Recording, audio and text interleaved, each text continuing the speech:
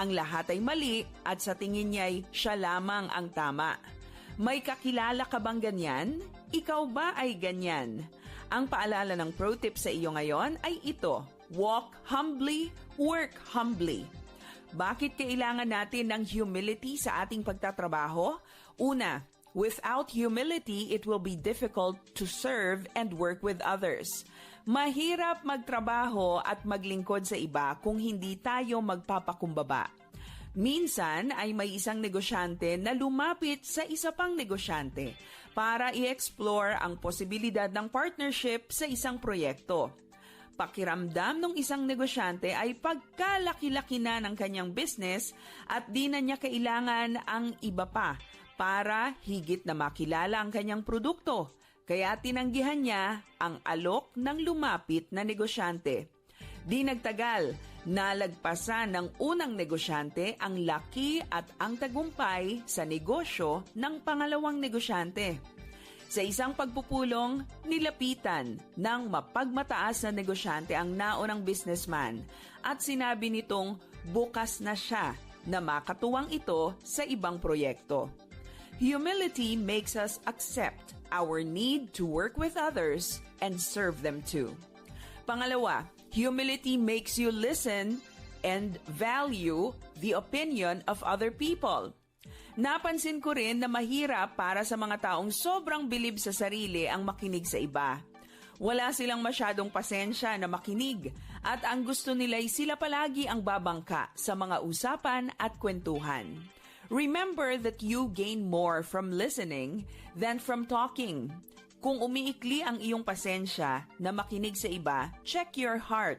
Baka hindi lamang pasensya kundi pati pagpapakumbaba ang nawawala. Pangatlo, humility makes you a lifelong learner. Ang taong mapagpakumbaba ay bukas at handang matuto sa lahat ng pagkakataon. Kinikilala niya na anuman ang antas sa buhay ng isang tao, mayroon siyang maaaring matutunan sa kanyang interaksyon sa kanila. May kakilala akong head ng isang international organization na talaga namang humble. Ang paglalarawan sa kanya ng isa pang leader ay ganito: whoever he is talking to, whether presidents, diplomats, pastors of mega churches, or a worker from a small church in the barrio, he values each one of them the same way. Walk humbly, work humbly. Maraming magagandang ibubunga sa iyong buhay at trabaho ang pagiging mapagpakumbaba. Para sa Pro Tips, ako si Maloy Malibiran sa Lumbides. Be a blessing in the workplace today. Since 1948, the good news of Jesus Christ goes out to Filipinos across the islands and around the world through Far East Broadcasting Company Philippines. In Mega Manila through 702 DZAS AM, Agapay ng Sambayanan, and 98.7 DZFE FM, The Master's Touch. In Santiago City, Isabela through 1143 DZMR AM, Missions Radio. Legazpi City, Albay, Care 104.3 T-Way FM. And Quezon, Palawan, 106.3 DZRK FM, Radio Kapitbisig.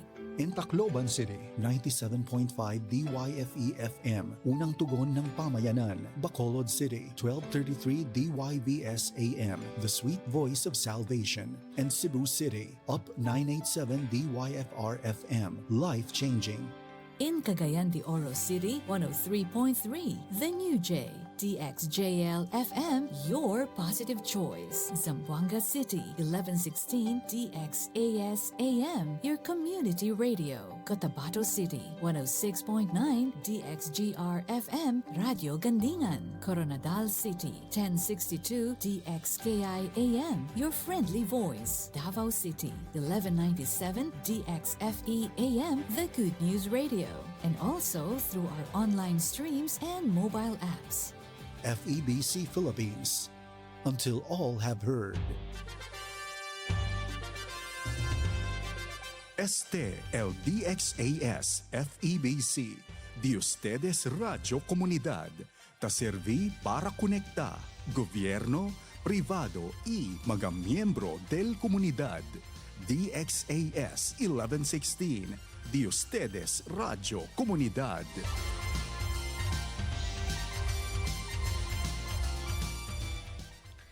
Ang oras sa buong Pilipinas, 5 minuto makalipas ang alas 7 ng umaga. Alamin ang mga kaganapan at mga pinag-uusapan sa Zambasulta. Makibalita at makibahagi sa pagbabago at pag-unlad. Oras na, Zambasulta!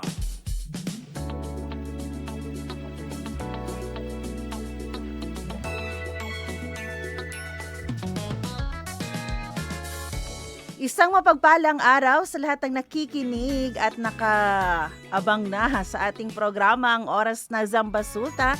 Dito lamang sa 1116 DXAS, your community radio.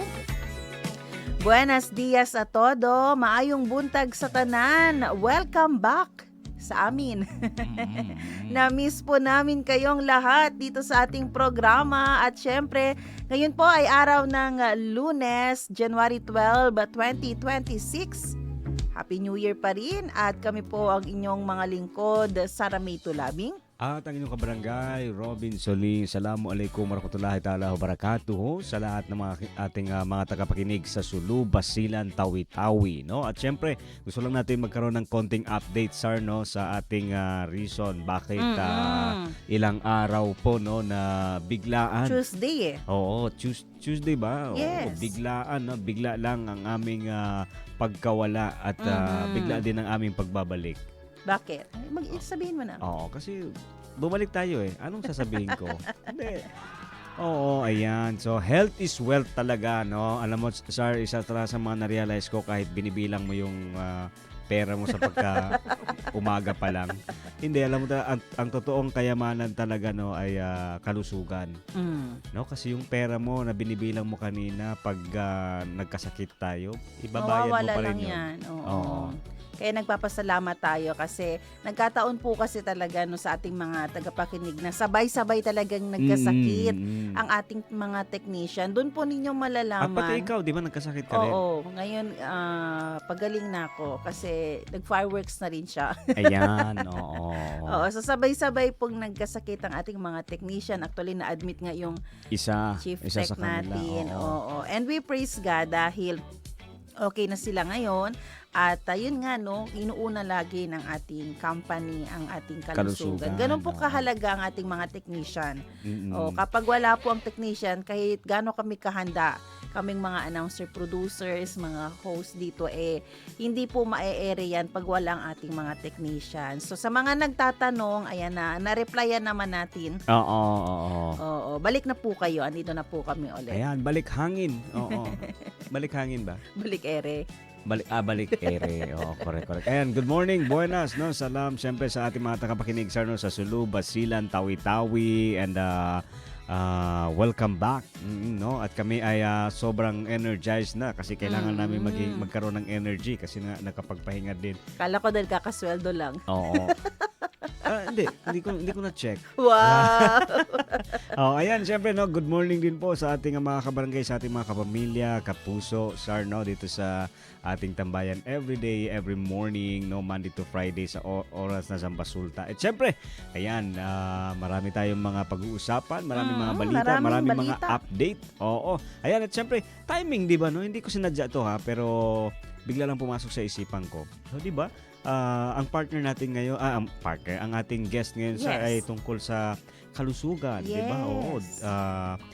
At syempre ang ating intro ay balik sa himpapawid. Yun yung mas tama.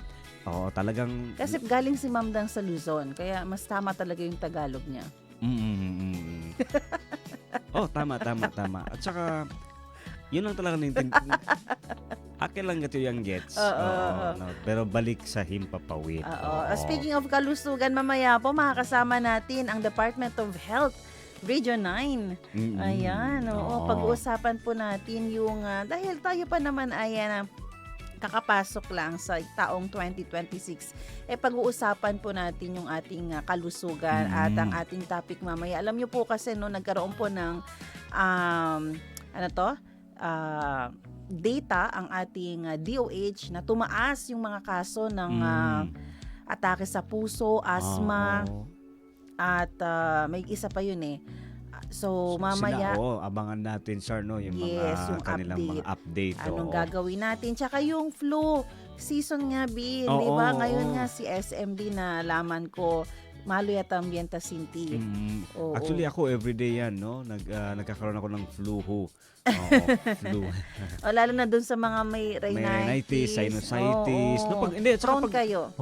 At saka kagabi nga, no? Tsaka pag early morning, sir, talagang ang sobrang lamig. Natitrigger Oo, kayo. Hindi kami natitrigger yung rhinitis, yung allergies. Tsaka especially kanina, alam mo, 4:30 pa ako naligo. Early. Mhm. Oo, so Huwag mo naman ipamukha sa akin na hindi ako naligo ngayong araw na ito. Oo, hindi naman. Everyday mukhang ganun ka naman eh. Mukhang bagong ligo. Ay, thank you. Oo, kahit walang ligo, no? Pero, hindi, kasi sobrang lamig. Bakit hindi ka naligo? Sobrang Yung lamig? Okay. Oo. Akala ko dahil sa Alam mo weather, na. sa season. At saka, Viral infection. nahihirapan huminga si Kuya Pon sa tabi mo. Kuya Porke man. Uso din yung ngayon, pasintabi po sa kumakain. Ingat po tayo. Dapat malusog tayo. Oo. Yung tabla kita po sistema actually. Yung oo. mga friends ko, yung anak niya, nagkaroon din. So, lagi po tayong pupunta agad sa doktor lalo na pag may fever na. Or wag na hintayin magka-fever. Yun yung ginawa ko. Tama. Tsaka Antibiotic talagang agad. ito kaya perfect talaga, no, ang ating guest mamaya, sir, kasi di ba usually kasi pag mga New Year, mga bagong taon, isa agad sa mga kasama sa top 10 na listahan natin na Yes. nakakaroon tayo ng resolution ay yung kalusugan. Dapat last week pa ito. Kaya yun nga lang, inuna din natin ang kalusugan ng ating mga technician. Kaya dapat everyday magkape, no sugar. Malusog. Hindi, tingnan mo. Oo. Mahirap magsalita ng patapos, pero ako everyday nagko-coffee ako. Tingnan mo, malusog. Oo. Oo. Pero yung kulay mo, kasing kulay na ng kape Ganun ba? Hindi, yellow to. So, yellowish Good morning din kay ako. Kuya Noli. Matagal na siya hindi nagpaparamdam. Kasi hindi ka rin nagre-reply. Ay, pero nakikita natin yan. Ayan po, sige, samahan niyo po kami. Ay, si Ma'am Mife din pala. Hello, Ma'am Mife. May Oo. sakit din siya, Ma'am Mife. Praying po sa inyo. Kasi Ganon din, flu din. kuwan talaga, no? Ayan, no, nagkukuwan siya ngayon, nagko-comment siya. Okay. Sige nga, pakiangat nga po yan ang ating Facebook. Ayan, good morning, Ma'am Sarah May, Sir Robin. Ayan. Ay, good morning din sa Hamid family, no? Hello dyan sa Jimmy Sati. Hello kay Maderlina. Hello din kay Brad, Kuya Jerome. Salamat sa pagpapahiram. No, ay pumunta kami ni Tintin last week. Oo. Anong hiniram mo? Nanghiram ka na naman ng pera? Oo, hindi, nanghiram ako ng gamit. Oo, no. Alam niyo sa mga kabarangay natin na nakikinig, sir, no? Kung meron po kayong mga gamit na hindi niyo ginagamit, ipahiram niyo sa amin. Gagamitin namin. Kunin niyo lang kung maalala niyo pa. kung maalala niyo pa. Kung hindi, ipaalala niyo sa amin sa uli. Hindi, ipaalala pa rin. No? Ayan. So, good morning sa mga naghahanap talaga sa atin, sir. No? Actually, hinahanap talaga tayo, especially ako. Kami ni Kuya Pon, sabi na, kamusta na kayo? Ay, sabi ko si Kwan po, si Sarah. Si Sarah hindi niyo hanapin. Sige lang, okay lang. Basta mahalaga Okay kayo ni kamusta Pons. kayo? Oo. Si Kuya Pons, kamusta? Si Sarah po talaga ang Kwan namin. Sabi niya, okay lang siya. Hayaan. Oo. Masaya ka na? Hindi, nalulungkot ako kasi talagang lagi ako hinahanap. Wow. Nasasad ako. Sabi ko, paano pag wala na ako? Uy. Wala na akong fans. Ayan po. Sige po, samahan niyo po kami para sa isa't kalahating oras ng balitaan, impormasyon at inspirasyon. Kaya naman mga kabarangay, no, sali po kayo sa ating usapan, mag-text, mag-call o mag-comment, no? So mag-text sa ating cellphone number 0916-296-6625 o kaya mag-comment sa ating Facebook page sa 1116 DXAS Your Community Radio. Weather Report. Inaasahan ang bahagyang maulap hanggang sa maulap na kalangitan na may pulo-pulong pag-ulan at pagkulog, pagkidlat sa Zamboanga Peninsula, Basilan, Sulu at Tawi-Tawi dahil po yan sa easterlies o itong hangin mula po sa karagatang Pasipiko. Nagbabala ang mga otoridad sa posibleng flash floods o landslides sa gitna ng malalakas na thunderstorms. Ang ating temperatura Ngayong araw sa lungsod ng Zamboanga ay maglalaro po sa 25 degrees Celsius hanggang 34 degrees Celsius.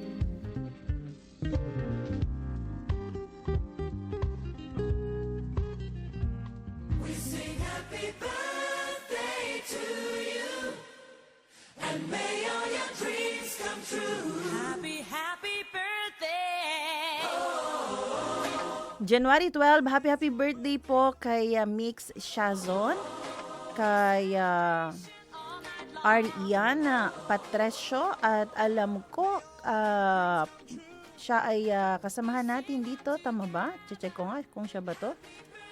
Parang hindi. Pero happy birthday po kay Jacqueline Devino. Ay, hindi, tama na. Si Ma'am Jacqueline, kasama natin sa FEBC. Happy birthday po, Ma'am. Ayan, no, dito naman sir, no, happy birthday sa aking primo. Hello kay Harvey Suling, happy birthday, no. At happy birthday din kay Nico, kay Lorey Tenorio. Hi, hello. At kay kay Gadang. Happy birthday, no, kay Sir Gadang Liana. Yan from sa Coast Guard yan, sir. At hello kay Ma'am Jaisel Paika. Good morning, happy birthday. At good morning po muna kay Frank Llanos na bumati sa ating Facebook. Good morning.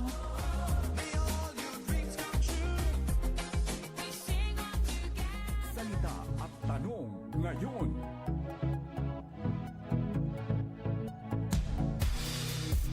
Ang ating salita ngayong umaga, joy. Sa Filipino o Tagalog, kagalakan. Chavacano, alegria. Sa Bisaya, kalipay. Ilonggo, kalipay. Sa Tausug, kakuyakan. Tanong natin, ano ang kagalakan mo ngayon? Sabi po sa Acts 20:24, however, I consider my life worth nothing to me. My only aim is to finish the race and complete the task the Lord Jesus has given me, the task of testifying to the good news of God's grace.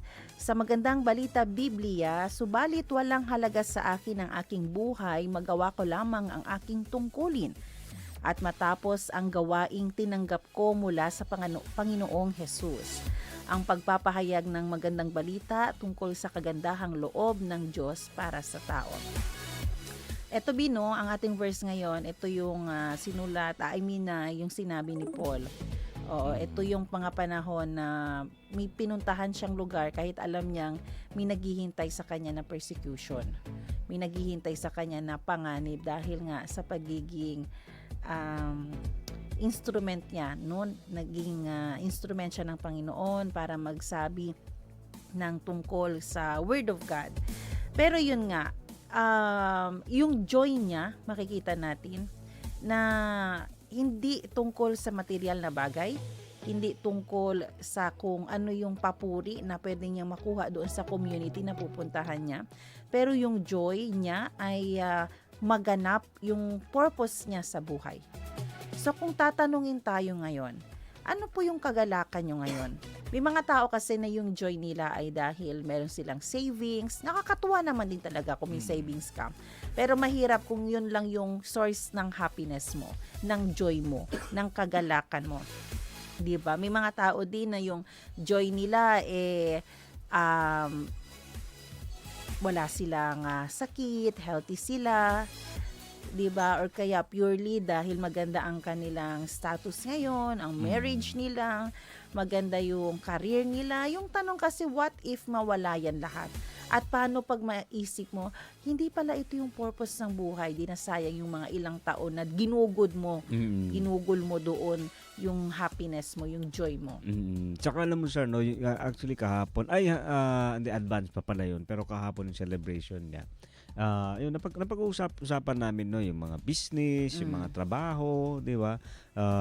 Kung paano nagsimula, no? Alam mo kasi yung 3 years, 5 years na pagsisimula, talagang hindi mo pa yan makita, no, yung resulta. Hindi mo pa masabi na okay na. Pero kahapon na-realize, no, yung bang ang daming failure, ang daming yung sinasabi mo kanina, no, kahit na alam mong alanganin, kahit alam mong delikado, kahit alam mong may tendency talaga na magkakaroon ng discouragement along the way, no? Yung bang siyempre yung pagbi-business, kung lahat ng tao iniisip nila na ganansya agad, hindi mo iisipin yung proseso, talagang pagdating ng result may frustration ba? 'Di ba? Pero yung sabi nga, yung kwento nga ng kaibigan ko kahapon, no, sabi pa niya, yung isipin mo talaga ano yung pwede mong maibigay na serbisyo sa tao. No, kung yung product mo ba o yung ibinibigay mo, yung ibinibenta mo is may impact sa kanila, hindi mo maiisip yung pagod, hindi mo maiisip yung delikado, kasi alam mo yung ginagawa mo may impact o may, alam mo yun, no, may naitutulong. May joy. Oo, may naitutulong sa tao. At yung makita mo, no, makita mo yung ginagawa mo sa kanila, may impact na nakakapagpagaan ng kabuhayan, no, ng iba, napapagaan mo yung pakiramdam ng iba, doon papasok yung joy, 'di ba? And alam mo, yun yung pattern ba na makita mo sa ginagawa natin araw-araw, no. Alam mo, nakakapagod talaga, routine, paulit-ulit, pero alam mong may nakakatanggap, no, at yung nakakatanggap ng serbisyo mo, especially yung pagtulong mo, nakikita mo nagbabago, 'di ba? Nagkakaroon ng pagbabago sa kanilang sitwasyon. Doon yun yung source of joy na meron ka. No, yung result ng nakikita mo sa iba. Kaya mahalaga po malaman natin ano ba yung purpose ng ating buhay. Kasi kung malalaman natin 'yan, no, paano ba natin malalaman ano bang purpose ng buhay ko? Hihingin po natin yan sa Panginoon. And then magmamatch yan siya doon sa Word of God. So pag malaman mo ano yung calling mo, hindi lang ikaw ang magkakaroon ng joy sa buhay mo. Yung sinasabi din kanina ni Robin, kahit yung mga tao na pinagsisilbihan mo, magkakaroon din ng joy. At saka last pala, bago ko makalimutan, sir, no, kahit sinisingitan mo na ako ng mata. I mean, alam mo yun, sabi pa nga, no, yung hindi ayun, nakalimutan ko tuloy yung sasabihin ko. Hindi katatanggihan, no, kahit anong klaseng tao man yan, tribo o nasyonalismo, no, hindi ano nasyonalismo, ano yan, kahit anong uri ng hindi matatanggihan kapag yung ginawa mo is talagang purong kabutihan. Kaya nga po. Kaya po yung joy na pwede nating maramdaman ay makukuha lang po natin yan kung matutumbok natin ang ating purpose sa buhay na ito. At sabihin ko po sa inyo, hindi man kasing katulad ng ginagawa mo ngayon, yung nakikita mo sa ibang tao, pero kung alam mo talaga na yun yung tungkulin mo, yun yung role mo dito sa mundong ito, may peace, may joy. Hindi lang joy, lahat na nandyan, satisfaction nandyan. At hindi mo magagawang magkumpara sa iba dahil alam mo na fulfill mo yung pinapagawa sa'yo ng Panginoon. Okay, hindi ko nagagamitin yung tagline ng kape. Gamitin mo na. Hindi, may iba eh. Ano? Bakit ka nagpapatuloy? What keeps you going? Wow, Di ba? Iba yun. English mo yun. At least, oo. Yan ang epekto ng black coffee. Di ba? Parang, bakit mo, mahirap, alanganin, pero bakit ka nagpapatuloy? Di ba? So, yun din ang tatanong natin. No? Bakit ka nagpapatuloy ka, barangay, at saka ano yung nagbibigay kagalakan sa iyo ngayon. Kasi yun nga, 'di ba? Pag nilagay mo ang iyong joy sa partner mo, sa asawa mo, sa anak mo, sa pera mo, sa minana mo, sa career mo, or kaya naipasa mo lahat ng mga board and mga exams. Pero what if one day ma-expire yan, mawala yan, hindi na ma-appreciate ng tao, paano ka na lang? Pero may lasting joy kapag yung ginagawa natin ay yun talaga yung pinapagawa ng Panginoon. Kaya po ang ating challenge sa ating mga tagapakinig ngayon, mag-reflect po tayo. Ano po talaga kaya ang gustong ipagawa sa iyo ng Panginoon? Kung tatanungin mo ang Panginoon ngayon, Lord, nagagawa ko na po ba yung purpose ko sa buhay? Yung dahilan bakit mo ko nilikha, ginawa. So, magre-reflect tayo today at gusto natin na dahan-dahan. May mga pagkakataon, Bina, hindi natin gusto yung will ng Panginoon. Pero subukan mong sundin ang Panginoon. Si Jesus nga, di ba, naging mabuting model. Makikita mo na masasatisfy mo ang God the Father. At saka yung last nga, sabi nga doon, sir, no, yung bang, di ba, hindi masama yung pagse-save, no? Pero dapat may purpose. Kasi nga, sabi nga natin, kahit magsisave ka nga ng pera, ilalagay mo sa bangko, di ba? Pero ano yung term nila, di ba? Inflation. Oo, kasi sinave mo lang siya at pinatambay mo lang.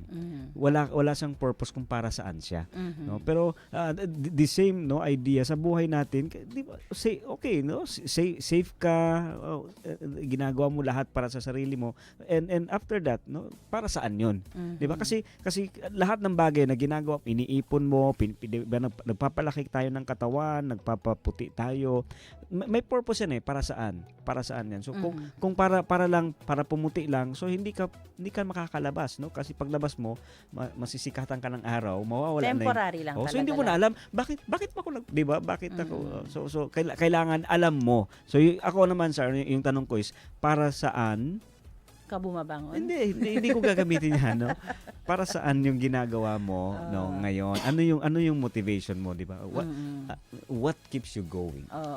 Ako naman, gusto ko pong sabihin na hindi ibig sabihin na yung will ng Panginoon lang susundin natin. Hindi na natin makakamit yung magkaroon ng magandang buhay. No, mas maganda ang buhay. Yun ang pattern, actually. Yun yung yung daan. key para maging mas maganda ang buhay mo. Ayaw mo ng pattern na gusto mo key. Key talaga. Yun yung susi. Correct. Kaya po muli ang tanong natin, ano ang nagbibigay sa iyo ng kagalakan ngayon? Yan po ang ating salita at tanong ngayon. Mga gawang kabutihan para sa bayan. Marapat ipamalita yan. Mabati ang mabuti.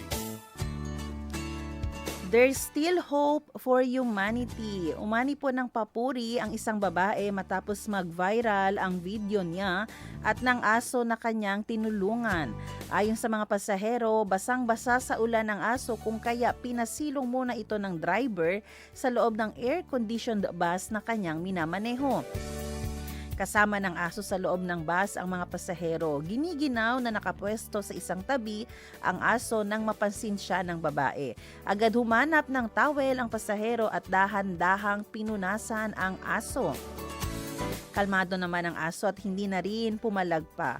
Tunay ngang there's still hope for humanity. Kaya po mga kaagapay, huwag tayong mag-atubiling magbigay ng tulong kahit sa mga hindi inaasahang pagkakataon. Patuloy tayong mag-care sa ating paligid, magpakapwa man o sa mga alaga. Sa ganitong paraan, napapalaganap natin ang malasakit at pagmamahal.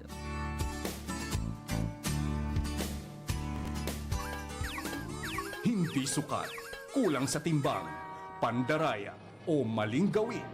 Maitama ang mali. At para naman maitama ang mali,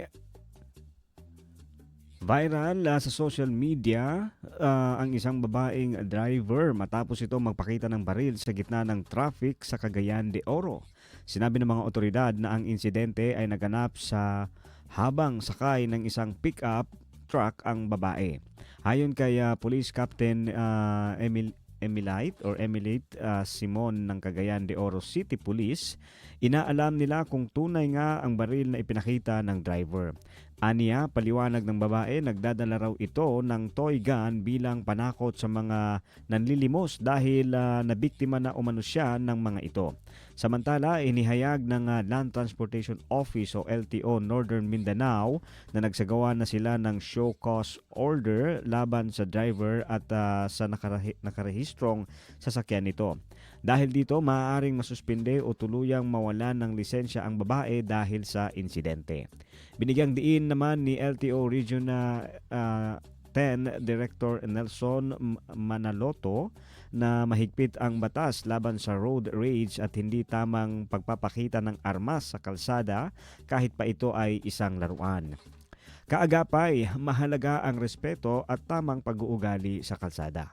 Hindi rin tama na gumamit ng anumang bagay tulad ng baril o laruan bilang paraan ng pagpapakita ng galit o pananakot. Bukod sa maaaring magdulot ito ng takot sa ibang tao, maaaring maging legal na problema pa ito.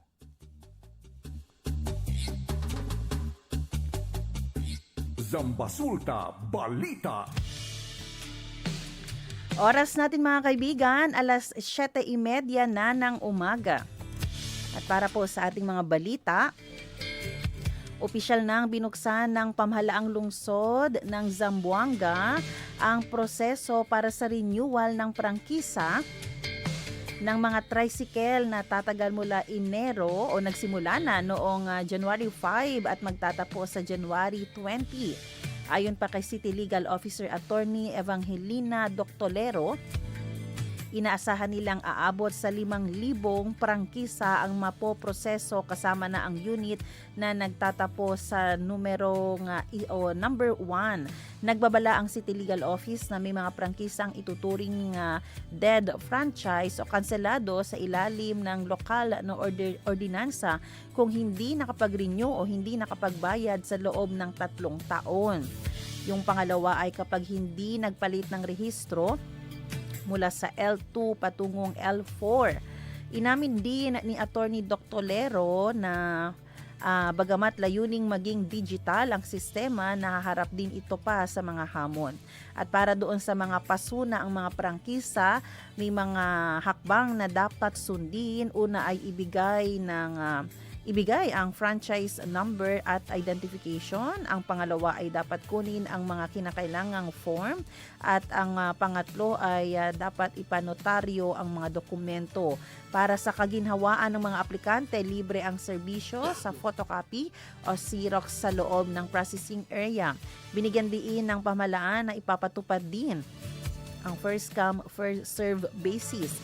Bagamat may priority, tiniyak ni Doctolero na walang sistemang palakasan. Layunin din na matanggal ang lahat ng mga kolorum sa kalsada upang mas maging ligtas ang publiko. Inaasahan din sa susunod na taon ay magiging ganap na online ang registration system upang mas mapadali ang transaksyon. Zambasulta Balita. Pinuri ni Mayor Kimer Olaso ang pamunuan ng isang itinatayong malaking mall sa lungsod matapos itong mag-donate ng bahagi ng kanilang lupa para suportahan ang inisyatiba ng pamahalaang lungsod na maibsan ang pagsisikip ng trapiko. Ang naturang donasyon ay ginawa sa isang pulong sa City Hall noong Biyernes ng umaga, 9 ng Enero. Ang bahagi ng lupa na matatagpuan sa Mayor Vitaliano Agan Avenue sa Barangay Camino Nuevo ay gagamitin para sa road widening project ng gobyerno. Ayon sa kinatawan ng pamunuan ng mall na si Jonathan Nick Santos, Vice President for Mindanao Operations, ang hakbang na ito ay tugon sa hiling ni Mayor Olaso noong Disyembre ng nakaraang taon. Layunin nito na mapabuti ang daloy ng sasakyan at mapadali ang akses sa mga pangunahing komersyal na lugar sa lungsod. Nagpasalamat naman si Mayor Olaso sa suporta at binigyang diin na malaki ang maitutulong nito sa pagpapaunlad ng infrastruktura sa Zamboanga. Inaasahang magsisimula ang proyekto kapag pinal na ang lahat ng mga legal na dokumento. Bukod sa usapin ng kalsada, hinimok din ng alkalde ang mga opisyal ng mall na unahin ang pagkuha ng mga manggagawang Zamboangueño kapag nagbukas na ito. Zambasulta Balita. Samantala, isang senior citizen ang naging biktima ng insidente ng pamamaril sa Mala, Barangay Panubigan, kamakailan. Kinilala ng mga otoridad ang biktima na si Hiya Ibrahim Tahil, 74 years old at tubong Holosulu. Batay sa ulat ng pulisya, ang mga suspect ay mabilis na tumakas, lula ng isang pula at itim na motorsiklo. Ang mga salarin ay nakasuot umano ng itim na damit at bull cap. Isinugod pa ang biktima sa ospital ngunit idineklara itong dead on arrival. Samantala, dahil sa magkasunod na insidente dito sa syudad ng Zamboanga ay nag-utos na ang Zamboanga City Police Office sa lahat ng unit na maglungsad ng mga checkpoint at paigtingin ang Oplan Sita upang matukoy at madakip ang mga responsable sa krimen. Nangyari ang insidente ilang araw lamang matapos ang pagkamatay naman ng isang truck driver na si Muktasul Makrohon sa MCLL Highway. Noong nakaraang linggo pa, si Makrohon ay binaril habang nagmamaneho ng kanyang truck na patungo sa ng Cebu. Samantala, nadakip nitong Lunes naman, January 5, ang dalawang lalaki na itinuturing na mga suspect sa pagpatay nga sa truck driver dyan sa may barangay Kabaluay. Kinilala ang mga suspect sa pangalang Archie, 27 years old, residente ng Barangay Manikaan, at isang Jonel, 44 years old, residente naman ng Barangay Dunzuran. Patuloy ang masusing investigasyon ng pulisya sa dalawang magkahiwalay na kaso upang makamit ang hustisya para sa mga biktima. Zambasulta Balita. Isang lalaki ang mabilis na isinugod sa ospital matapos maging biktima ng pamamaril sa highway ng Barangay Sanggali nitong kahapon ng umaga. Kinilala ng mga otoridad ang biktima na si Abdul Aramil Kudarat Jailani. Ayon sa paunang ulat, agad itong dinala sa pinakamalapit na pasilidad medikal upang malapatan ng lunas matapos ang naganap na pag-atake. Sa isinasagawang investigasyon, nakakuha ang mga otoridad ng 5 basyo ng bala na pinaniniwalaang mula sa isang caliber 45 na baril. Kasalukuyan pang inaalam ng mga pulis ang pagkakakilanlan ng mga sospek at ang motibo sa likod ng nasabing pamamaril. Ito ang pangatlong insidente ng pamamaril na naganap sa lungsod pagpasok ng taong 2026. Zambasulta Balita. Samantala, binaril at sugatan naman ng isang construction worker na kinilalang si Gilmar Bello, 33 years old, matapos itong mag-amok at manaksak sa La Union Drive, Barangay Pasunangka noong Enero 8, 2026. Ayon sa ulat ng Santa Maria Police Station, dumating ang suspect sa bahay ng kanyang tiyahin na armado ng 2 kutsilyo at hinihinalang nasa ilalim ng impluwensya ng iligal na droga, kung saan nauwi sa mainit na pagtatalo ang usapan nila ng biktimang si Ariel Bello de la Rosa. Sa gitna ng negosasyon ng mga nagrespondeng pulis, sinubukan ng biktima na palihim na akyatin at pigilan ang suspect gamit ang isang hagdan. Ngunit sa kasamang palad ay nasaksak siya nito sa ibabang bahagi ng likod ng biktima. Dahil sa matinding banta sa kaligtasan ng publiko, napilitang magpaputok ang mga otoridad na nagresulta na masugatan nga ang suspect. Kapwa naman isinugod sa ospital ang dalawa kung saan nasa stable na kondisyon na ngayon ang suspect habang patuloy itong inoobserbahan. Zambasulta Balita. 15 pinaghahanap ng batas ang naaresto ng Police Regional Office Zamboanga Peninsula sa pinaigting na operasyon mula noong unang araw ng Enero 2026. Ayon kay Police Brigadier General Edwin Quilates, direktor ng PRO Zamboanga Peninsula, ang mga nadakip ay binubuo ng 5 most wanted persons at 10 iba pang individual na may mga warrant of arrest. Isinasagawa ang mga serye ng manhunt operations ng mga unit ng pulisya sa antas ng rehiyon, lalawigan, lungsod at munisipalidad.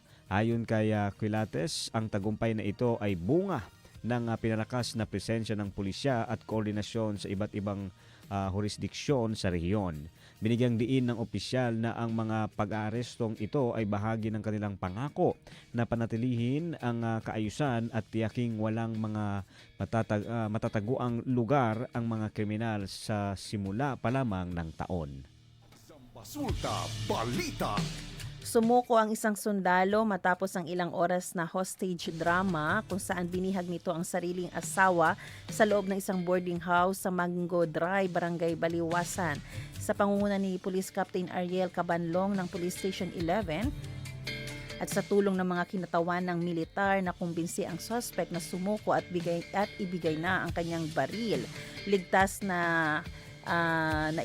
ang asawa nito habang inihahanda na ang mga kaukulang kaso laban sa suspect. Zambasulta Balita.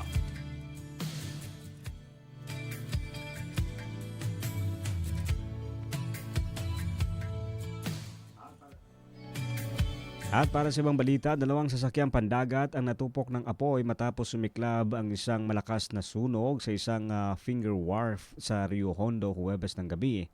Nagsimula ang apoy bandang alas 7:46 ng gabi. Dahil sa malakas na ihip ng hangin, mabilis na kumalat ang apoy at tuluyang nilamon ng 2 sasakyan bago pa man ito naapula ng mga bumbero. Sa ulat, may 3 katao ang nagtamo ng sugat matapos magkaroon ng paso sa katawan at makalanghap ng makapal na usok. Ang mga nasunog na barko ay pag-aari ni Jihad Baiting at Nusri Hataman Omar. Sa paunang pagtataya ng mga otoridad, aabot sa 200,000 pesos ang halaga ng pinsala sa ari-arian. Electrical malfunction o depektong koneksyon ng kuryente sa loob ng barko ang nakikitang sanhi ng sunog. Nakadagdag din sa malaking sunog ang mga gasolina na nasa loob nito. Zambasulta Balita. Umabot sa kabuuang 536 na insidente ng sunog ang naganap sa lungsod ng Zamboanga para sa taong 2025. Ayon ito sa Bureau of Fire Protection, Zamboanga City. Ayon kay Senior Fire Officer 3, Gary Fernandez, Chief ng Intelligence and Investigation ng BFP Zamboanga City, nahahati ang mga insidente sa 149 na kaso mula sa structural fire o itong mga gusali at mga kabahayan. 387 na kaso ng non-structural fire tulad ng mga grass fire o basura. At sa kabila ng mga pagsisikap nga ng mga bumbero, nag-iwan ang mga sunog na ito ng malaking pinsala na tinatayang nagkakahalaga ng mahigit sa 80 million pesos. Higit sa material na bagay, nagdulot din ito ng pinsala sa buhay ng mga mamamayan dito sa lungsod. 24 na individual ang naiulat na nasugatan, habang isang 2 taong gulang na bata ang nasawi sa isa sa mga naturang insidente. Naitala ang pinakamalaking pinsala sa isang department store sa Central Business District kung saan umabot sa 16 million pesos ang halaga ng natupok na ari-arian. Lumalabas din sa kanilang datos na ang buwan ng Disyembre ang may pinakamaraming naitalang sunog na umabot sa 35 insidente at 20 nasa non-structural naman. Ito rin ang buwan na may pinakamataas na halaga ng pinsala na umabot sa 24 na milyong piso. Patuloy ang paalala ng Bureau of Fire Protection sa publiko na maging maingat at suriing mabuti ang mga linya ng kuryente at iba pang posibleng pagmulan ng apoy upang maiwasan ang ganitong mga sakuna ngayong taong ito. Zambasulta Balita. Winasak ng Zamboanga City Police Office o ZCPO ang mahigit na 100 improvised cannons o boga at mga iligal na tambutsu o open mufflers nitong Sabado, 10 ng Enero. Ang pagwasak sa mga kumpiskadong gamit ay ginawa sa harap ng publiko sa headquarters ng Zamboanga City Police Office o ZCPO. At ayon kay Police Colonel Fidel Fortaleza Jr., ang mga ito ay nakumpiska sa serye ng mga operasyon noong nakarang holiday season bilang bahagi ng kampanya laban sa ingay at banta sa kaligtasan. Binigyang diin ni Police Colonel Narciso Paragas na ang mga boga ay hindi laruan at ang mga modipikadong tambutso ay nagdudulot ng polusyon sa ingay at panganib sa komunidad. Ang hakbang na ito ay alinsunod sa mga lokal na ordinansa at batas trapiko upang matiyak ang disiplina at katahimikan sa lungsod. Saksi rin sa aktibidad si retired Police Brigadier General Edwin De Ocampo bilang kinatawan ng traffic management ng lungsod na nagpapakita ng pagkakaisa ng lokal na pamahalaan at pulisya sa pagpapatupad ng batas. Zambasulta Balita. Samantala, announcement muna tayo, Bin, mula sa Department of Public Works and Highways. Ito po ay travel advisory para lamang po ma-ensure ang public safety. Narito po, gusto nilang i-inform ang public na yung Pagadian to Zamboanga City Road, ito po yung sa Gatub Lakewood section, ay temporarily closed. Ito po ay until further notice. Dahil po yan sa rockfall hazards kung saan pwede pong magdulot ng seryosong panganib sa mga motorista at iba pang mga road users na dadaan doon. Dahil po dyan, ang proposed alternate route ay dito po sa Junction Tubod, Lakewood, Salag, Manok, Junction Diplo. At kung saan po yung total distance ay nasa 33.3 kilometers para ma-imagine nyo lang. At yung estimated travel time ay nasa 35 minutes.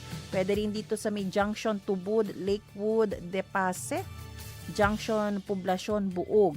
Yung total distance niyan ay nasa 42.4 kilometers. At estimated travel time ay nasa 45 minutes. At additional information po, yung mga mabibigat na heavy loaded trucks na nasa bigat na 5 tons at more than pa, ay advice po na doon muna sa Ipil, Liloy, Sindangan, Dipolog, Pagadian Road. Okay? Na all road users are advised to exercise caution din at the same time. So, strictly, kailangan po natin sundin ang traffic signs and advisories at wag munang dadaan doon sa nasabing area kung saan close ito. Okay? And kung meron po kayong mga katanungan, tumawag sa 993-3003. Zambasulta Balita. Alright, at para naman sa ating gas price update, estimated oil price increase, tataas this week para sa diesel mula 0.20 centavos per liter ang itataas, gasoline 0.10 hanggang 0.30 centavos per liter din ang itataas. Kerosene 0.20 to 0.40 or 40 centavos ang itataas ngayong linggo. Ayan, at holiday advisory tayo, Bin. Yan, ito ay alinsunod sa Presidential Decree number 1083. Ayan, January 16, Friday, Isra Wal Miraj, observance of 1,447 Hijra. Ayan. Oo, at ito sa mga probinsya covered nitong declaration ng holiday SAR, provinces Basilan, Lanao del Norte, Lanao del Sur, Maguindanao, North Cotabato, Sultan Kudarat, Sulu, Tawi-Tawi, Zamboanga del Sur, Zamboanga del Norte. At ang mga syudad naman, ito ang Cotabato, Iligan, Marawi, Pagadian at Zamboanga City. Zambasulta Balita. Oras natin mga kaibigan, alas 7:48 ng umaga at yan po ang ating mga balita para sa araw na ito. Magbe-break po tayo sandali. Pero huwag kayong bibitaw dahil sa ating pagbabalik ay makasama po natin ang Department of Health Region 9 upang pag-usapan ang Usapang Kalusugan 2026. Kami po ang inyong mga lingkod, Sara May Tulabing. At ang inyong kabarangay, Robin Soling. Magbabalik ang oras ng Zambasulta dito lang sa 1116 DXAS Radyo Komunidad.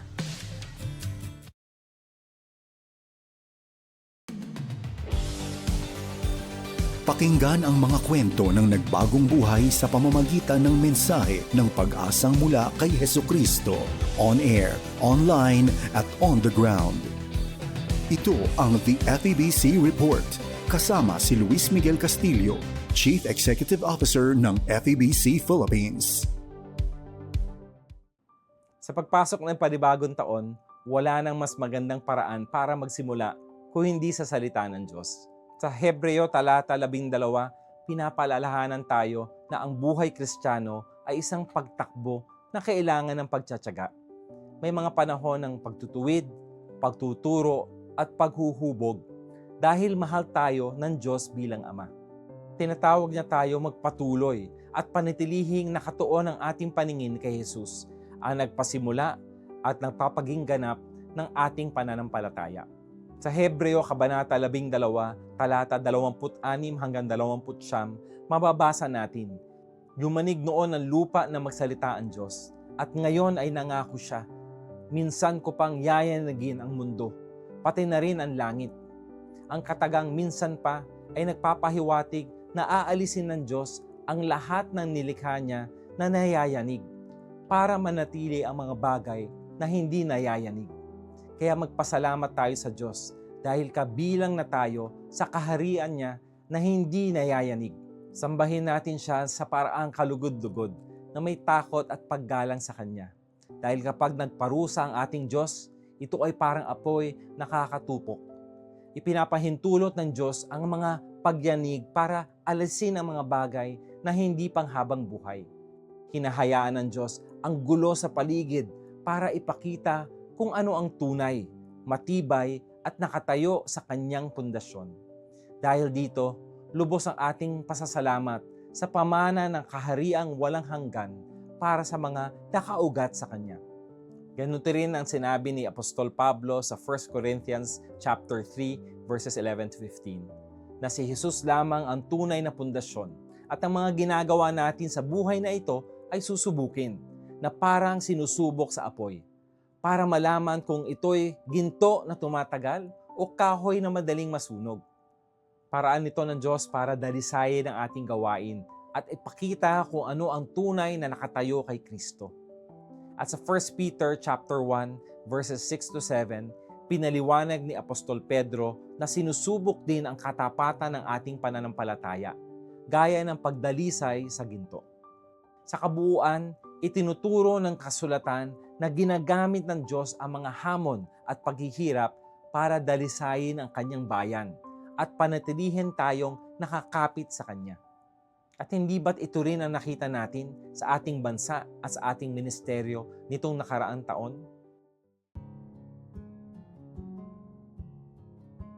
Ang FEBC ay isang media ministry at kahit hindi nakikita ang karamihan, napakahalaga ng mga gamit at pasilidad na nagpapatakbo sa ating mga himpilan. Tahimik lang silang gumagana sa likod ng lahat, pero sila ang dahilan kung bakit umaabot sa inyo ang bawat mensahe, bawat programa. At sa kabila ng samot-saring hamon nitong taon, nag-provide ang Panginoon. Bagong equipment, mas maayos na pasilidad, at mga upgrade na matagal na nating ipinapanalangin. Nagpapasalamat din tayo sa partnership. May mga bagong kaagapay at may mga kaibigan muling nakaugnay matapos ang mahabang panahon. Ang mga simbahan at ministry organizations, sila ang tunay na katuwang natin sa misyon. Meron ding civic groups at mga sangay ng gobyerno na nagpatibay ng ating ugnayan sa iba't ibang komunidad. At syempre, ang mga talents at volunteers. Sila ang mga boses na naririnig ninyo, ang mga kamay na kumikilos, ang mga paang laging handang pumunta kung saan kailangan. Sa katunayan, taon-taon nagsisimula tayo. Hindi sapat ang resources, hindi sapat ang nakikita sa papel para sabihing kaya nating harapin ang lahat ng darating. Pero nagpapatuloy tayo, hindi dahil sa sariling lakas, kundi dahil alam nating tapat ang Diyos. Siya ang nagtaguyod sa atin, siya ang lakas natin.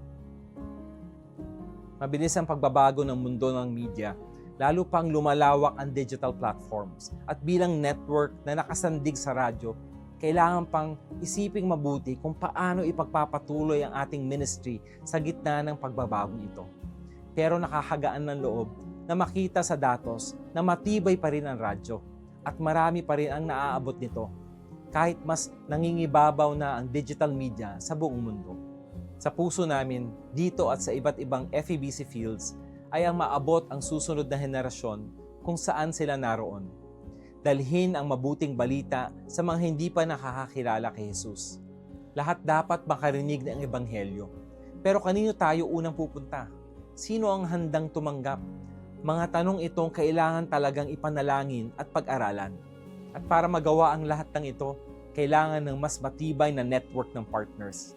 Kailangan ding tuklasin ng bagong teknolohiya, pati na ang AI. At kailangan nating linawin kung ano ang pamantayan para matawag na excellent o mahusay sa panahon ngayon. Nagbabago ang mundo. Nararamdaman natin ang pagyanig. Minsan literal pa nga.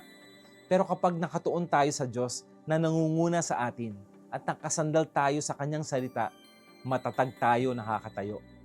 Naalala ko ang Psalm 18. Ginawa niyang parang paa ng usa ang aking mga paa at itinayo niya ako sa matataas na lugar. Pinalawag mo ang aking daraanan at hindi nadulas ang aking mga paa. Sa lahat ng mga nananalangin kasama namin, naglakad kasama namin at sumuporta sa ministry na FEBC, maraming salamat po. Kaloob po kayo ng Diyos. Hayaan niyo po akong manalangin para sa inyo. Panginoon, sa pagpasok ng bagong taon, gabayan mo po kami ng inyong karunungan. Patatagin mo kami ng inyong kapayapaan. Palakasin mo kami para sa anumang darating. Naway ang inyong salita ang aming pundasyon at ang inyong pag-ibig ang aming pag-asa. Sa pangalan ni Jesus. Amen. Naway bigyan kayo ng Panginoon ng lakas na harapin ang mga hamon, galak sa paglalakbay at biyaya para sa bawat bagong araw.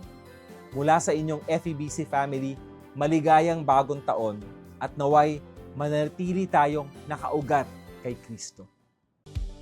Napakinggan mo ang The FEBC Report. Para maging updated sa ating stories online, mag-subscribe na sa ating YouTube channel at i-follow ang ating Facebook at febc.ph.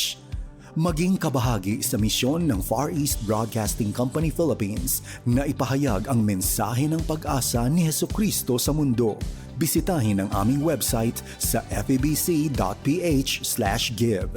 Salamat sa inyong suporta sa ministeryo ng Panginoon. Pagpalain po kayo ng Diyos.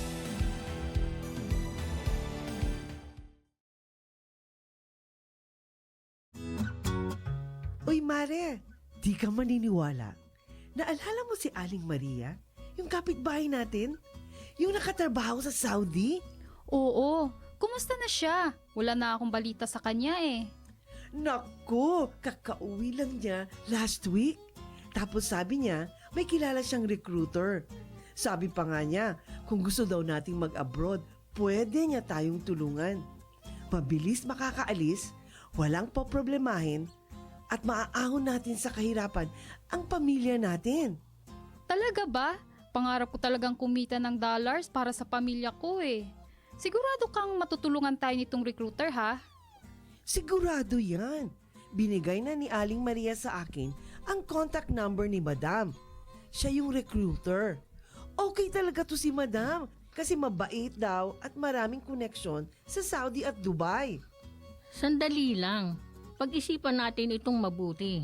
Nasabi ba ni Aling Maria ang detalye ng trabaho, kontrata at mga babayaran bago aalis? Alam niyo naman, maraming mga illegal recruiter. Baka imbis na magandang buhay para sa pamilya ay trahedya ang maging bunga nito.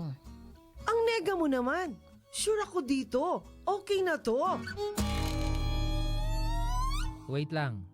Huwag makontento sa okay na to, lalo na kung tungkol sa pagtatrabaho abroad. Alamin ang tabang proseso ng pag-abroad. Huwag basta maniwala sa mga pangako para hindi maging biktima ng illegal recruitment at human trafficking. Protect yourself, protect your family, and protect your future. Bago maniwala sa nagsasabing okay na to, bumisita sa Department of Migrant Workers o DMW para sigurado ka. Bisitahin ang kanilang official website o tumawag sa kanilang hotline. Your safety and your future are worth more than empty promises. Don't take the risk, be informed, be safe. Ang paalalang ito ay hatid ng Department of Migrant Workers Region 9 at ng 1116 DXAS, your community radio.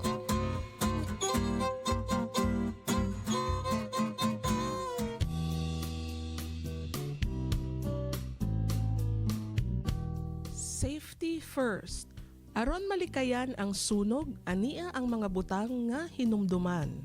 Ayaw ibilin ang gidagkutan nga mga kandila, sigarilyo o siga.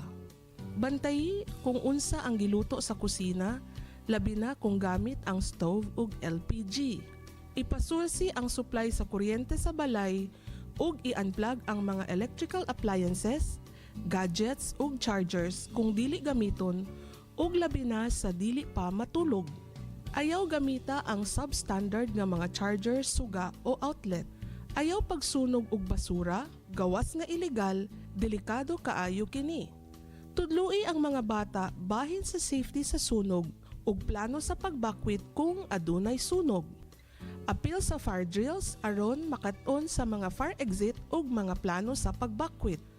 Pagtuon unsaon paggamit og fire extinguisher. Siguruha nga ang matag miyembro sa pamilya adunay go bag kung adunay sunog o katalagman. I-save ang mga numero sa emergency hotline sa inyong mga cellphone. Nag-uban kami sa paglikay sa sunog, pag-amping. Kini nga pahinumdom gidala kanimo gikan sa 1116 DXAS, your community radio.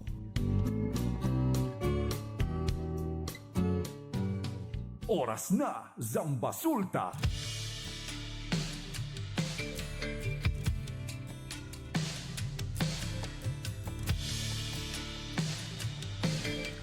At nagbabalik ang oras na Zambasulta. Kayo pa rin po ay nakikinig sa 1116 DXAS, your community radio.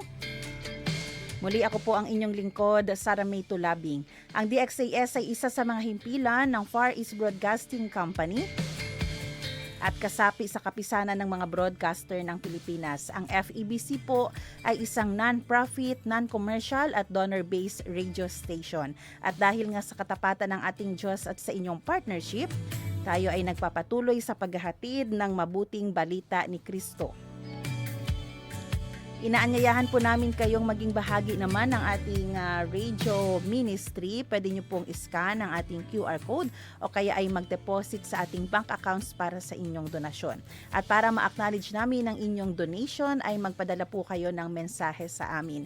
Muli, maraming salamat sa inyong partnership at God bless.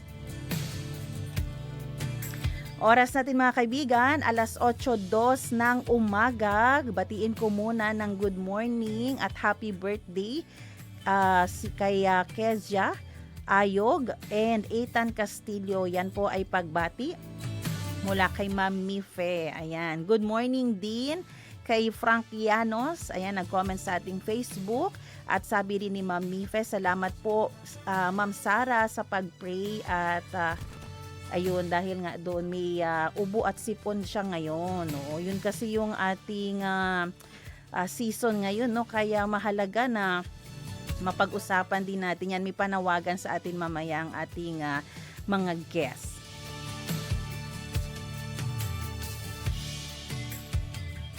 Pag-usapan natin.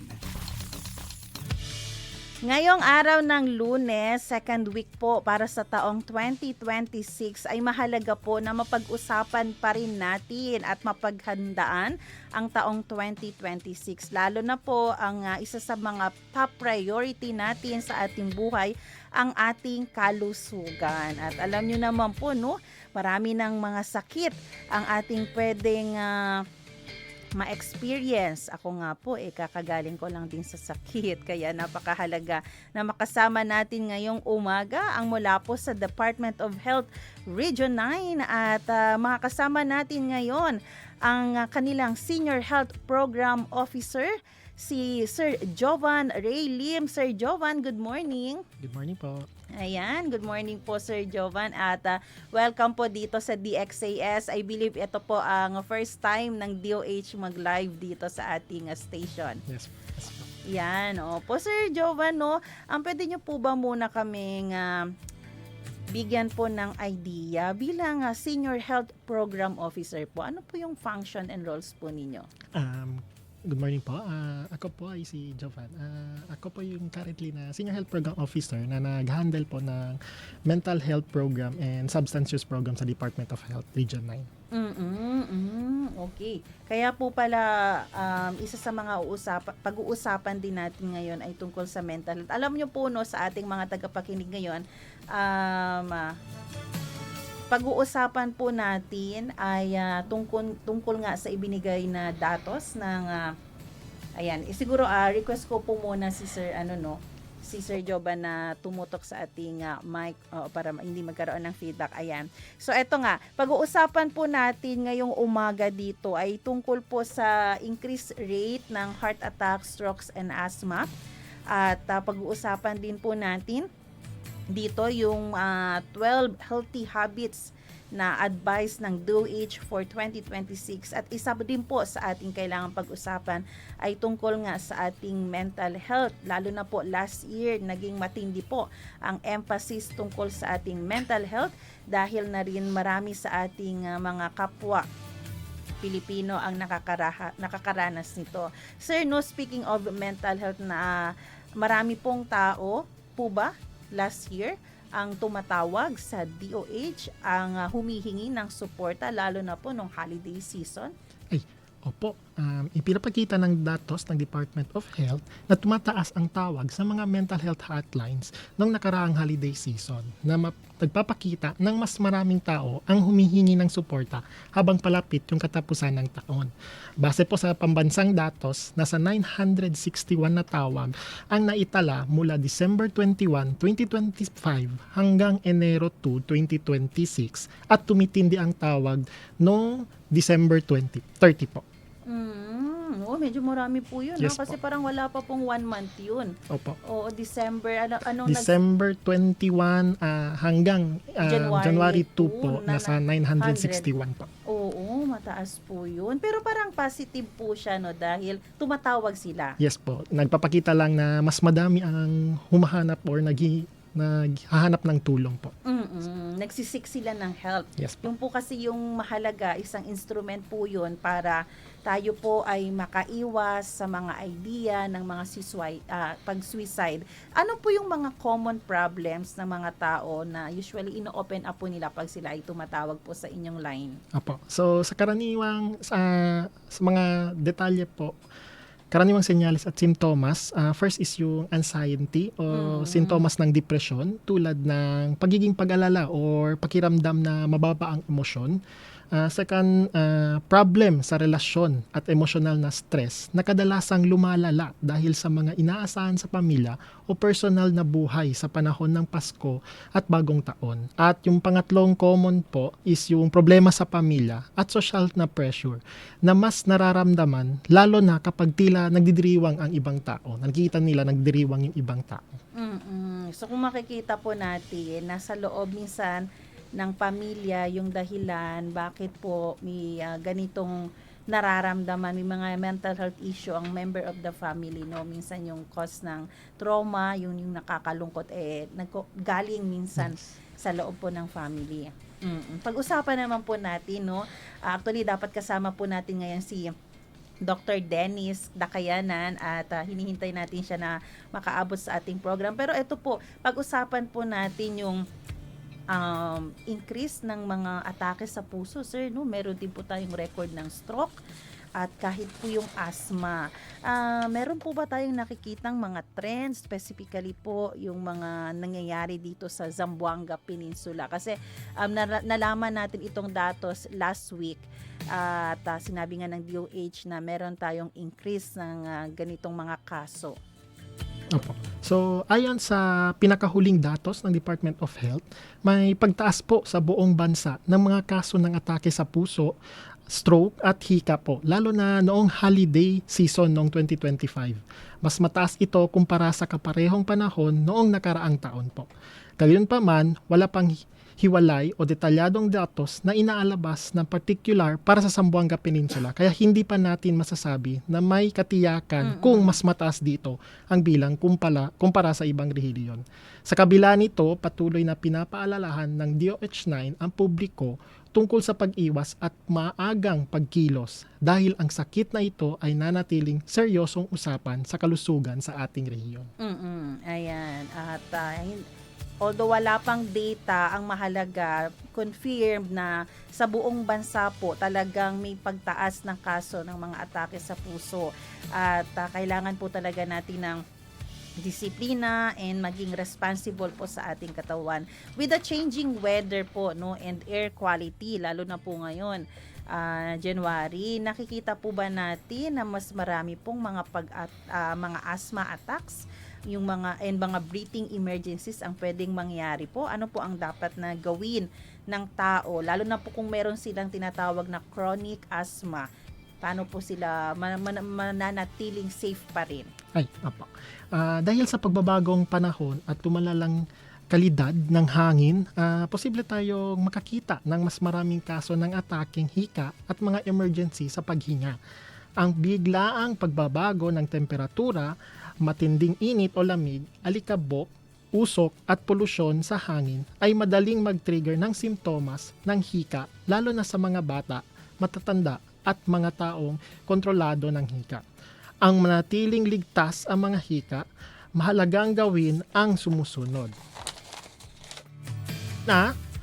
Bantayan ang kalidad ng hangin at lagay na panahon at iwasan lumabas kapag mataas ang polusyon, alikabok or usok. Ikalawa, uminom at gumamit ng gamot sa hika ng tamang gamitin araw-araw ang maintenance o controller inhaler at laging magdala ng rescue inhaler. At ikatlo, iwasan ang mga kilalang trigger tulad ng usok, matatapang na amoy, alikabok, amag at balahibo ng hayop at panatilihing malinis at maaliwalas ang mga bahay. At ikaapat, huwag ipagbahala ang mga simptomas, agad magpatingin sa mga malalapit na health centers o health facilities o emergency room kapag nahirapan na pong huminga. Paalala sa komunidad, ang atake ng hika ay maaring maging delikado sa buhay, ngunit karamihan ay naiiwasan sa pamamagitan ng tamang gamutin, maagang pagkilos at regular na pagpapatingin at pagiging handa at may sapat na kalaman ang susi sa kaligtasan kahit nagbabago ang panahon at kalidad ng hangin. How about po yung mga tao na usually ini-ignore naman po nila yung chest pain, yung pagkakaroon ng dizziness? Ano po yung mga red flags na dapat po nilang bantayan na maaaring maging sign na po pala, no, ng heart attack or stroke? Maraming tao ang binabalewala ang pananakit ng dibdib o pagkahilo. Ngunit mahalagang tandaan na ang atake sa puso at stroke ay may mababalang senyales na hindi dapat ipagsawalang bahala. May babalang senyales ng atake na puso na tandaan ang chest pain or pressure that lasts more than a few minutes, yung pakiramdam na nagsisqueeze or may heaviness or parang burning sensation po, pananakit o ng dibdib, tumatagal ng ilang minuto na parang pinipiga or mabigat o nasusunog. Yan. Isa po is yung hard breathing or shortness of breath, yung hirap na paghinga or kakapusan ka ng hangin. Extreme sweating, nausea or vomiting or matinding pagpapawis, pagduduwal or pagsusuka. At spreading pain to the left arm or shoulder, neck, or back at pananakit na kumakalat sa kaliwang braso, balikat, panga, leeg, or likod. Yan po. Or isa pa po is yung tiredness or sudden weakness, especially sa mga babae or mga older adults na matinding pagkapagod o biglang paghihina, lalo na sa kakababaihan at matatanda. Yan. Kapag ang pananakit ng dibdib ay may kasamang hirap sa paghinga, pagpapawis o pananakit na umabot sa braso o paghinga, ito ay isang emergency. Ang mga babalang senyales ng stroke. Yan, tandaan ang FAST. Ano po si FAST? Face dropping, meaning one side of the face is medyo nagnanab or humihina. So bumibigay ang muka or nakalaylay ang isang bahagi nito. For the A, arm weakness or unable to rest one arm or paghihina ng braso or hirap ang pag-angat ng isang braso. For S, speech difficulty, slurred or hard to understand. Medyo hirap po tayo magsalita or nabubulol tayo o hindi maintindihan ano ang sinasabi natin. And lastly, for the S, time to call for help. immediately, oras na para tumawag tayo ng tulong. Iba pang babala ang biglaang matinding sakit ng ulo, biglang paghahilo o pagkawala ng balanse at biglaang paglalabo ng paningin sa isa o dalawang mata. Ang stroke ay labanan kontra oras, bawat minuto ay mahalaga. Mahalagang paalala sa bawat mga Sambuangueño o nakikinig sa radyo, huwag maghintay at magmasid lamang. Huwag mag-self-medicate, agad magtungo sa pinakamalapit na ospital o humingi ng emergency care. Ang maagang pagkilos ay nagliligtas ng buhay at nakakaiwas sa kapansanan. Ayan, mahalaga po yun. Sana na-take note po yun ng ating mga tagapakinig. Ano-ano yung mga senyales ng stroke at ano yung mga dapat na i-check nyo. Yung fast method po, napakahalaga po nun. Titingnan nyo po yung muka kung hindi ba ngiwi ba sa natsabakano taabla kita. Kasi hindi lang ngiwi or hindi siya tabingi yung isa, no? And sa kamay natin, usually, ipapaangat po natin yan sa ating mga pasyente, yung suspected po na may stroke. Pag hindi niya po maiangat ng pantay ang kanyang arms, uno arriba, uno abajo, yan po ay senyales din. Yung pagbulol niya din, no, si Mang Kwento, hindi kita taintindi. Matinding sign po yun. Yes po. Oo, dalhin nyo na po yun agad sa pinakamalapit na ospital kasi po ang ating nilalabanan dito, sabi nga ni Sir Jovan kanina, yung oras. Yes. Mahalaga ang bawat oras na agad maidala po siya sa emergency para hindi po lalong lumala ang posibleng resulta pag hindi nga siya natingnan agad ng doktor. Wag mag-self-medicate, no, yan po yung ginagawa ng ating mga minsan iinom lang or alitataranta medisina, kaya pensaba sila kaya pa maagapan.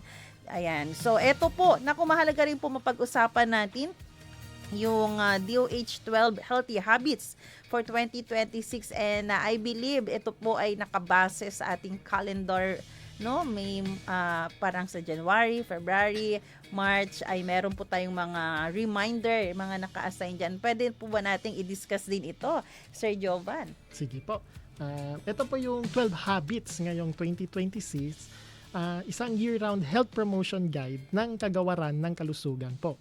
Ito ay binubuo ng tig-isang mahalagang gawi bawat buwan na layong tulungan ang bawat Pilipino na manatiling malusog sa pisikal, mental at emosyonal na aspeto. So ito yung mga sumusunod. Sa January po, Enero, ehersisyo. Inirekomenda ng Department of Health ang 30 minutes hanggang 1 oras na ehersisyo araw-araw. Nakatulong ito upang panatiliing malakas ang puso, kontrolado ang timbang at mabawasan ang panganib sa mga non-communicable disease. For February or Pebrero, Pigang Pinoy. Ang Pigang Pinoy ay gabay sa tamang dami at uri ng pagkain. Itinaguyod nito ang balanseng nutrisyon sa pamagitan ng wastong kombinasyon ng gulay, prutas, protina at kain. Sa Marso, magpabakuna. Ang pagbabakuna ay isang ligtas na epektong paraan upang maproteksyonan ang sarili laban sa nakakahawang sakit tulad ng tigdas, tangkaso, pulmonya, tetano at cervical cancer. For Abril, annual check-up. Mahalagang magpatingin sa doktor kahit walang nararamdamang sakit. Ang regular na check-up ay nakakatulong sa maagang pagtuklas ng sakit at agarang paggagamot. For Mayo, meditate. Ang paglaan ng hanggang 15 to 20 minutes meditation o tahimik na pahinga araw-araw ay nakakabawas ng stress at nakakatulong sa mental at emotional well-being. Sa Hunyo, helmet. Ang pagsuot ng helmet at iba pang protection gear ay mahalaga upang maiwasan ang malubhang pinsala lalo na sa mga aksidente sa kalsada. Sa Hulyo, hugasan ang kamay. Ang wastong paghugas ng kamay sa loob ng 30 segundo ay isa sa mga epektibong paraan upang maiwasan ang pagkalat ng sakit at infeksyon. For Agosto, iwas ang alak. Ang pag-inom ng alak kahit sa kaunting dami ay may epekto sa kalusugan. Ang pag-iwas o paglilimita ng alak ay nakakatulong sa pag-iwas sa sakit, sa atay, sa puso at iba pang komplikasyon. For September, safe sex. Ang bukas na pag-uusap at tamang kaalaman tungkol sa ligtas na pakikipagtalik ay mahalaga upang maiwasan ang sexually transmitted infections at mapaalagaan ang reproductive health. For Oktubre, 8 oras na tulog. Ang sapat na tulong ay mahalaga para sa maayos na pagpagana ng katawan at isipan. Nakakatulong ito sa konsentrasyon, resistensya at pangkahalatang kalusugan. For Nobyembre, no tobacco, no vape. Ang paninigarilyo at pagve-vape ay parehong nakakasama sa kalusugan. Ang pag-iwas sa mga ito ay nakakabawas sa panganib, sa sakit, sa baga, puso at cancer. For December, disiplina. Ang disiplina ay pundasyon sa lahat ng healthy habits. Ito ay personal na desisyon na nagpapatibay o pagpapatuloy ng malusog na pamumuhay sa buong taon. Mahalaga ang gawi na ito dahil nakatuon ang mga ito sa prevention. Maraming sakit at kasalukuyan tulad ng alta presyon, diabetes, sakit sa puso at mga karamdamang may kaugnay sa stress ang maaaring maiwasan kung maaga pa lamang ay inaalagaan ng matindi na natin ang ating sarili. Layunin ng kagawaran ng kalusugan na hindi lamang gamutin ang may sakit, kundi higit sa lahat ay pigilan ang pagkakasakit. Ayan, kumpleto po yun, no? Ating napakinggan ngayon mula Enero hanggang Disyembre. At I believe po, no, i-welcome ko po muna ang ating guest pa, Dr. Dennis Antonio Dacayanan, OIC po ng LHSD. Doc, good morning. Magandang umaga po sa lahat. Yes, welcome po Doc no sa ating programa. Kanina nga po ay na-discuss na po ni Sir Liam, Sir Jovan yung 12 healthy habits. Nakalagay po dito from January to December may mga dapat gawin. Pero naniniwala po ako Doc na hindi natin hihintayin halimbawa kung kailan mag-Pebrero tsaka natin i-apply yung pinggang Pinoy, kung kailan mag-Agosto tsaka lang tayo ayaw sa alak po Doc, tama? Yes. Actually, yung mga binanggit ni Sir Jovan kanina, dapat pinapractice na siya from January hanggang sa December po. Araw-araw, dapat pinapractice po natin yung mga healthy habits. Pero mahalaga din para maalala natin, kaya meron po tayong mga ganito, A for ayawan ang alak. Dok, itong mga nabanggit po, Dok, no, ito rin po yung paraan para makaiwas sa heart attack, stroke at iba pa. Maraming pong mga paraan para makaiwas po sa mga lifestyle-related po na mga conditions or sakit tulad po ng heart attack or stroke. So, isa lamang po ang pag-practice po ng healthy lifestyle tulad po ng pag-iwas po ng pag-inom, paninigarilyo sa mga ways and means po para hindi po kayo magkaroon ng mga risk para po magkaroon po kayo ng mga stroke or heart attack. Actually po, no, yung nabanggit nyo po yung tungkol sa paninigarilyo, yung alak. Mayroon po kasi akong kakilala, actually wala sila sa family na hindi na siya tungkol heart attack, no, pero wala sa family history na may cancer. Pero dahil po, Dok, 11 years old pa lang po siya, nag-start na po siyang manigarilyo, nagkaroon po siya ng cancer. So, yun rin po yung panawagan natin, no? Yes. May mga risk factors po kasi yung exposure po sa ating environment. Isa rin po yun sa mga nagkukos po ng mga sakit na napapansin po natin habang nagkakaedad po tayo. So again, ang pinapromote po ng Department of Health is mag-practice po tayo ng healthy lifestyle. Siguraduhin po natin na at least once a year, magpapa-check up po tayo kahit wala po kayong nararamdaman. Make it a habit po na pag mag-birthday po kayo, ang birthday gift niyo po sa inyong sarili ay magpa-laboratory at magpa-konsulta po sa doktor. Kahit wala po kayong nararamdaman, that's the best gift na pwede niyo pong ibigay sa inyong pong sarili pag kayo po ay nagbe-birthday. Ayun. Kasi yung iba may mga nararamdaman na talagang hindi pa rin po pumupunta ng ospital, Doc. Yes, yun po yung dapat baguhin na natin sa parang mindset ng mga Pilipino. New Year's resolution po. We have to invest on our health. Actually, ang mga Pinoy po kasi pumupunta lang sa doktor pag may mararamdaman na di na kaya ang nararamdaman. So, ngayon po, this 2026, sana po ugaliin po ng mga Pilipino na kahit wala pong nararamdaman, magpa-check up. Alam naman po natin na we really need to invest on our health. Kasi pag tayo po ay nagkakasakit, yung trabaho, nag-absent po tayo, bumabawasan din po yung ating mga kita, at yung time natin with the family, pag may sakit po, medyo nababawasan. And then yung gastos, isa yun sa mga major concern po natin, na pag nagkakasakit po tayo ng hospital, nagkakaroon po ng parang hindi inaasahang gastos ang pamilya. So again, invest on your health ngayong 2026. At huwag po kayong mag-alala dahil dito po sa Region 9, ang alam ko po, Doc, may 3 DOH hospital po kayo dito, no? Yung ZRMC, ZCMC at yung Labuan po, Doc, no? Marami pa. Marami pa. Sige nga po, Doc, paki-mention po. Ang mga routine hospitals po natin sa Zamboanga Peninsula, medyo madami po. Nabanggit na po kanina, ang pinakamalaki po naming hospital, our tertiary hospital, is ang Zamboanga City Medical Center, o ang tinatawag niyo po dito na General Hospital po natin. Ang Mindanao Central Sanitarium na may bago na pong pangalan, ang Zamboanga Regional Medical Center, ang Labuan General Hospital. Sa Basilan po, nandun po ang Basilan Medical Center. Sa Sulu naman po, ang Sulu Sanitarium and General Hospital. At sa Zamboanga del Sur, meron din po tayong Margusa Tubig Regional Hospital. At sa may dapitan po, sa Zamboanga del Norte, nandun po ang ating pong Dr. Jose Rizal Memorial Hospital. Meron din po kaming Treatment and Rehabilitation Center sa compound po ng Mindanao Central Sanitarium. Para naman po ito sa mga drug abuse po na mga cases po natin. So medyo marami na po ang ating retained hospital. At pwede, maliban po sa retained hospital, pag kayo po ay may mga pangangailangan medical consultation, pwede nyo pong ma-access yung mga bukas centers po namin. Ito po yung mga bagong urgent care and ambulatory services.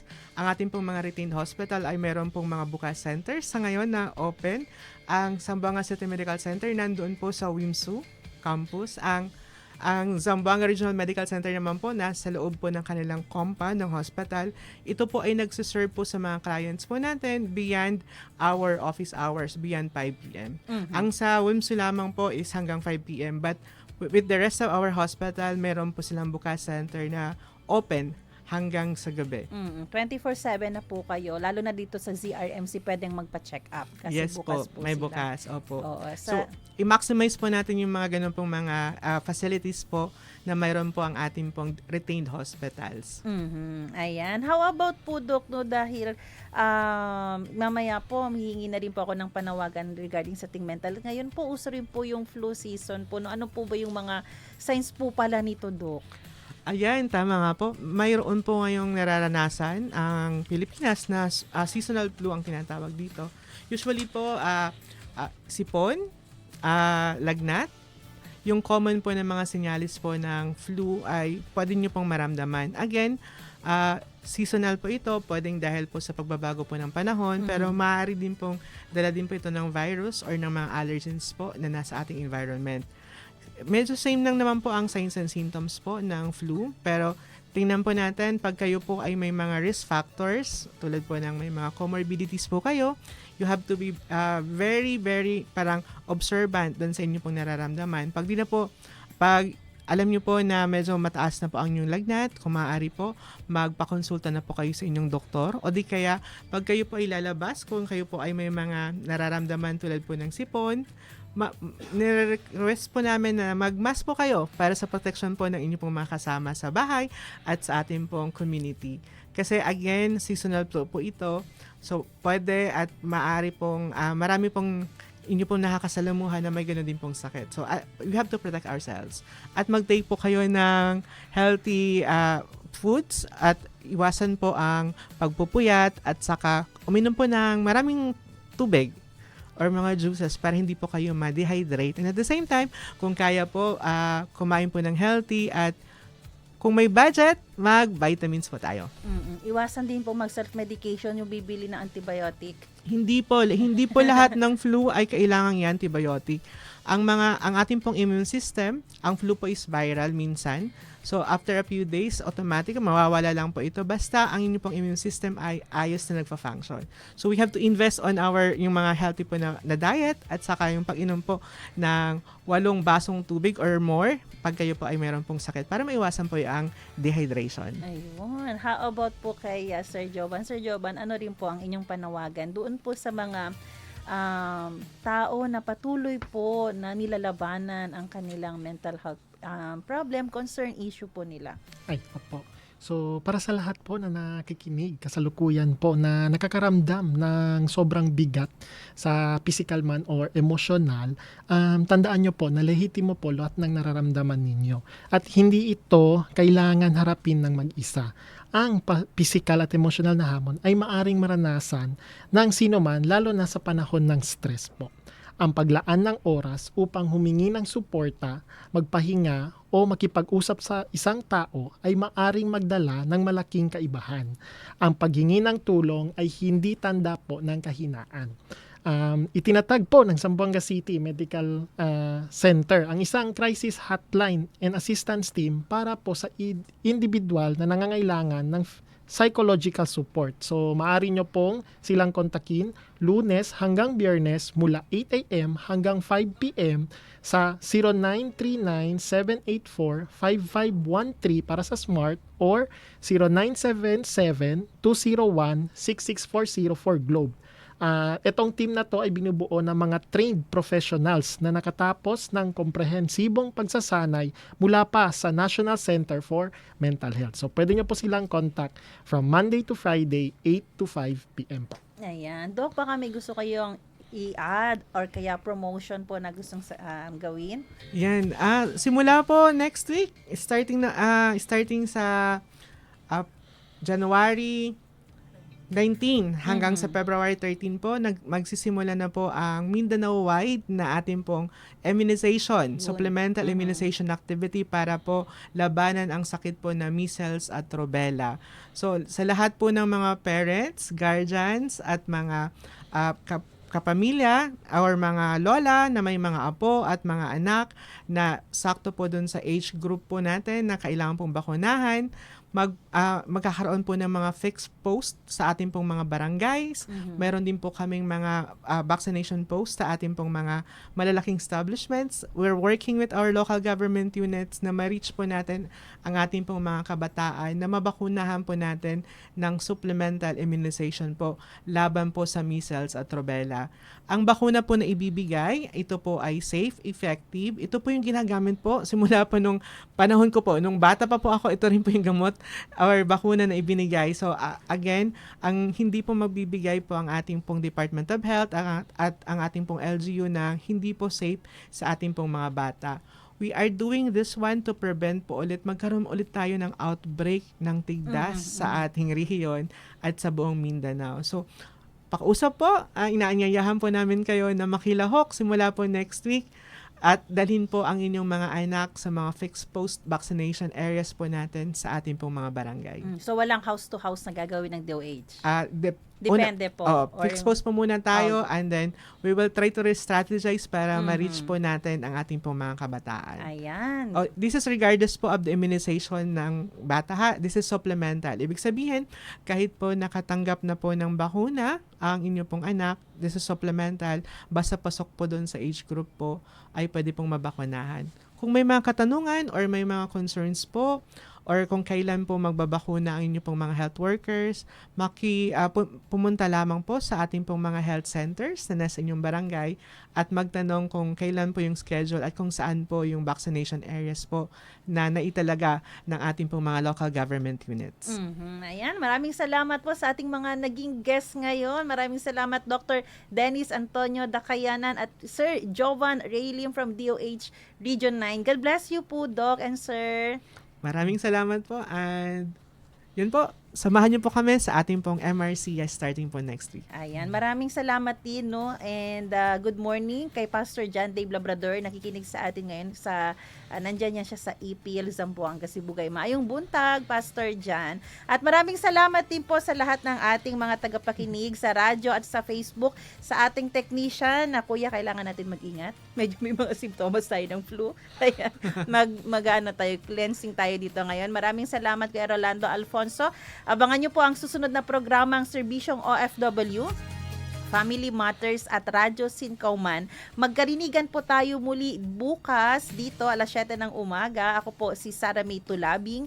Nagpapaalalang posible ang pagbangon at pagbabago. Tayo po ay maging bahagi ng solusyon ngayon. Sama-sama tayong umaksyon dahil oras na Zambasuta. traffic.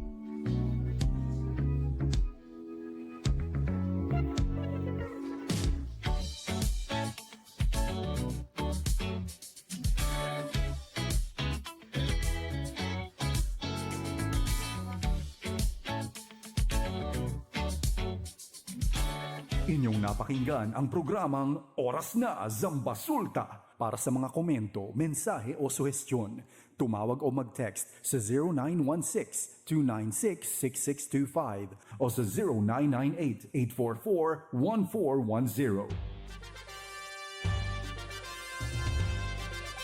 This is your community radio, 1116 DXAS, communicating Christ in our world.